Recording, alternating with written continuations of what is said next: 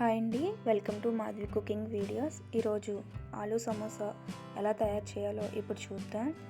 దీనికోసం ఒక బౌల్ తీసుకుని దీనిలో 1 కప్ మైదా వేసుకుని 1/2 tablespoon salt, water add చేద్దాం. ఇది బాగా మెత్తగా కాకుండా డ్రైగా గట్టిగా ఉండేలా కలుపుకుందాం.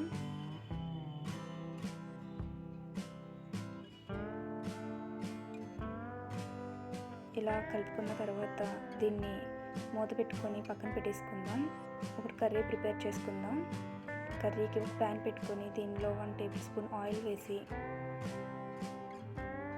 ఆనియన్స్ వేసుకుందాం. దీనిలో 1/2 tablespoon salt, 1 teaspoon అల్లం వెల్లుల్లి పేస్ట్ వేసి బాగా కలుపుకుందాం. ఇలా కలిపిన తర్వాత దీనిలో బాయిల్ చేసి స్మాష్ చేసిన ఆలూని వేసుకొని బాగా కలుపుకొని దీనిలో 1/2 టేబుల్ స్పూన్ పసుపు, 1 టీ స్పూన్ కారం వేసి బాగా మిక్స్ చేసుకుందాం.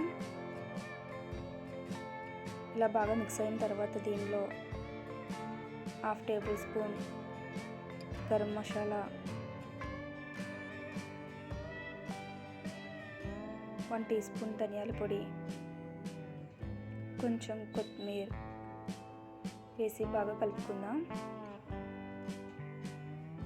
ఇలా బాగా కలిపిన తర్వాత స్టవ్ ఆఫ్ చేసుకుని పక్కన పెట్టేసుకుందాం. ఇప్పుడు సమోసా షీట్ ఎలా తయారు చేసుకోవాలో చూద్దాం. దీనికి పిండిని ఇలా బాల్స్లో తయారు చేసుకుని రౌండ్గా కాకుండా ఇలాగా ఓవెల్ షేప్లో చేసుకుని మధ్యకి కట్ చేసుకోవాలి. ఇలా మధ్యకి కట్ చేసుకున్న తర్వాత దీన్ని సమోసాకి వీడియోలో చూపించినట్టు అటు ఇటు పెట్టుకుని కోన్లా తయారు చేసి దీనిలో కర్రీ పెట్టుకుందాం.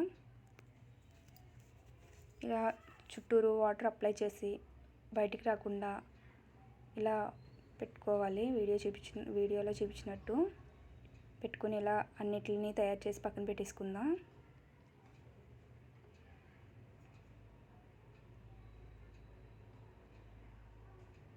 ఇలా చేసి పెట్టుకున్న తర్వాత ఒక ప్యాన్లో ఆయిల్ హీట్ చేసుకుని ఆయిల్ హీట్ అయిన తర్వాత ఒకదాని తర్వాత ఒకటిని వేసుకుని ఫ్రై చేసుకుందాం.